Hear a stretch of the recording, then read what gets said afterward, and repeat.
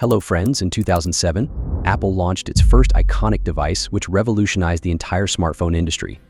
The person who deserves the most credit for this groundbreaking innovation is none other than Steve Jobs. We revere Steve Jobs as a remarkable business leader and a visionary of modern times. He is remembered as a genius whose innovative spirit and relentless drive transformed technology. However, this very quality may have also contributed to his untimely death. How did this happen? Today, we will explore the life of Steve Jobs and understand the journey that led to his extraordinary achievements and his tragic demise. Steve Jobs was born on February 24, 1955, in San Francisco, California. Interestingly, his birth name was Abdul Latif Jandali. His father, Abdul Fattah Jandali, was of Syrian descent, and his mother, Joanne Schiebel, was of German and Swiss lineage. Their love story began at the University of Wisconsin, where they met and fell in love. However, societal pressures and the stigma of an unplanned pregnancy led them to consider giving up their child for adoption. She insisted that he be adopted by college-educated parents. Paul and Clara Jobs, a couple from San Francisco, agreed to these terms, and Steve was raised as their son. Despite being an unwanted child at birth, Steve Jobs would grow up to become one of the most influential figures in technology.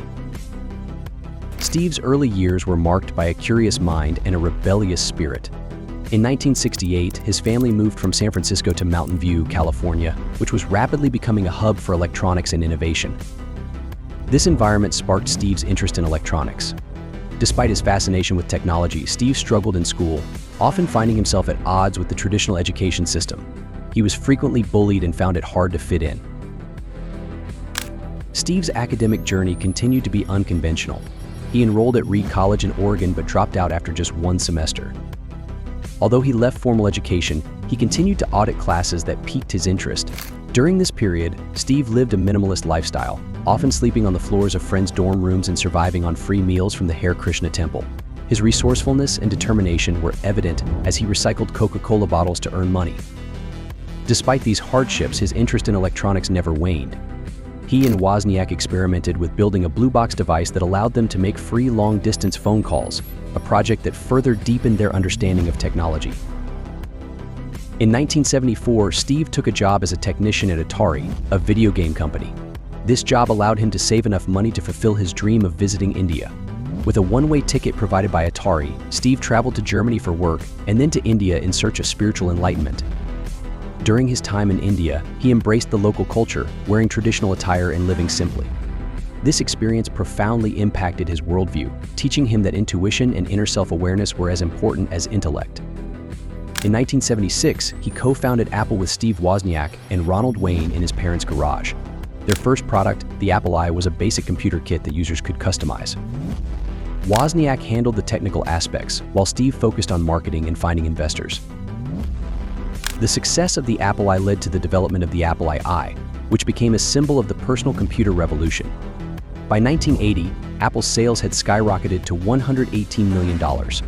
However, not all of Apple's ventures were successful. The Apple II Lisa computers failed, and the Macintosh, launched in 1984, did not meet expectations. As the head of the Macintosh division, Steve was held accountable for these failures, leading to his ousting from the company he had helped build. Undeterred, Steve founded Next, a computer platform development company, and acquired the computer graphics division of Lucasfilm, which became Pixar Animation Studios. Under his leadership, Pixar produced the world's first computer animated feature film, Toy Story. In 1995, achieving tremendous success. Meanwhile, Apple's fortunes were declining. By 1997, the company was on the brink of bankruptcy. In a bid to save Apple, Steve was brought back as CEO. His return marked a new era of innovation. He introduced the iMac, iPod, and eventually the iPhone, each revolutionizing its respective industry. The iPod changed how people listened to music, and the iPhone redefined the smartphone market. Despite his professional successes, Steve's health began to deteriorate. In 2003, a routine CT scan revealed that he had a rare form of pancreatic cancer. Steve initially delayed conventional treatment, opting for alternative therapies. This decision, coupled with his relentless work ethic, took a toll on his health.